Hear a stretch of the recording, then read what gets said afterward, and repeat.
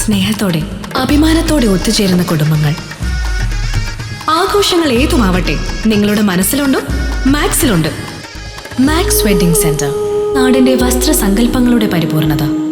ഓങ്ങല്ലൂർ സെന്ററിലെ ഓട്ടോറിക്ഷ സ്റ്റാൻഡിൽ നടപ്പാക്കുന്ന പരിഷ്കാരങ്ങൾക്കെതിരെ ഓട്ടോറിക്ഷ തൊഴിലാളികൾ രംഗത്ത്. ഇതുമായി ബന്ധപ്പെട്ട പ്രശ്നങ്ങൾ ചൂണ്ടിക്കാണിച്ച് പഞ്ചായത്ത് പ്രസിഡന്റിന് നിവേദനം നൽകി. ഓങ്ങല്ലൂർ ടൗണിലെ ഒരു ഓട്ടോ സ്റ്റാൻഡിൽ ക്യൂ സിസ്റ്റം കൊണ്ടുവരുന്നതുമായി ബന്ധപ്പെട്ടതിനെതിരെയാണ് പ്രതിഷേധവുമായി ഓട്ടോ തൊഴിലാളികൾ രംഗത്തിറങ്ങിയിരിക്കുന്നത്. ഓങ്ങല്ലൂർ സെന്ററിൽ 2 ഓട്ടോ സ്റ്റാൻഡുകളാണ് ഉള്ളത്. ഇതിൽ ഒരു ഓട്ടോ സ്റ്റാൻഡിലാണ് ക്യൂ സിസ്റ്റം കൊണ്ടുവരുന്നത്. കാരക്കാട് റോഡിലാണ് ഈ ക്യൂ സിസ്റ്റം കൊണ്ടുവരുന്നത്.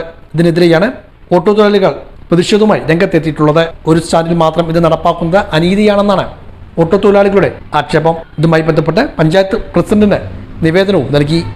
Southern motor and road transport workers യൂണിയന്റെ നേതൃത്വത്തിലായിരുന്നു നിവേദനം നൽകിയത്. കാരക്കാട് പ്രദേശത്തേക്കുള്ള ആളുകളുടെ ഏക സഞ്ചാരമാർഗം കൂടിയാണ് ഈ ഓട്ടോറിക്ഷകൾ. ഇവിടെ പരിഷ്കാരങ്ങൾ നടപ്പാക്കുന്നത് വലിയ പ്രത്യാഘാതങ്ങൾക്കിടവരുത്തുമെന്നും ഇവർ സൂചിപ്പിച്ചു. നമ്മൾ ഓങ്ങല്ലൂരിൽ 2 സ്റ്റാൻഡുണ്ട്.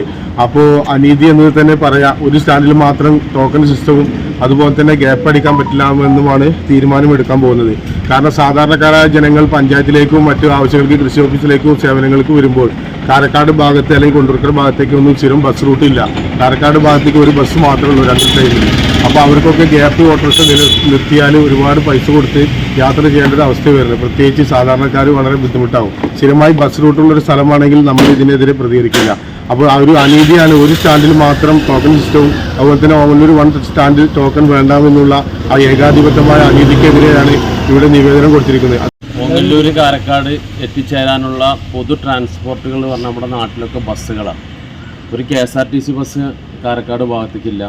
ഇപ്പോൾ മറ്റു ബസ്സുകൾ തന്നെ പ്രൈവറ്റ് ബസ്സുകൾ വളരെ കുറഞ്ഞ സാഹചര്യമുള്ളത്. പഴയ കാലത്തൊക്കെ ജീപ്പ് ഗ്യാപ്പ് ഇട്ടിട്ട് ജീപ്പിലാണ് പോയിരുന്നത്. ആ സിസ്റ്റം ഇപ്പോൾ നിലവിലില്ല.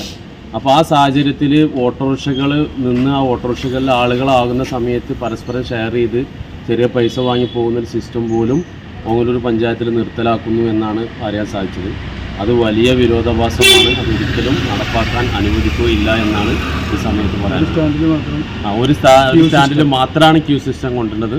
അതൊരു വിവേചനപരമായിട്ടുള്ള കാര്യം തന്നെയാണ് എന്നും കൂടി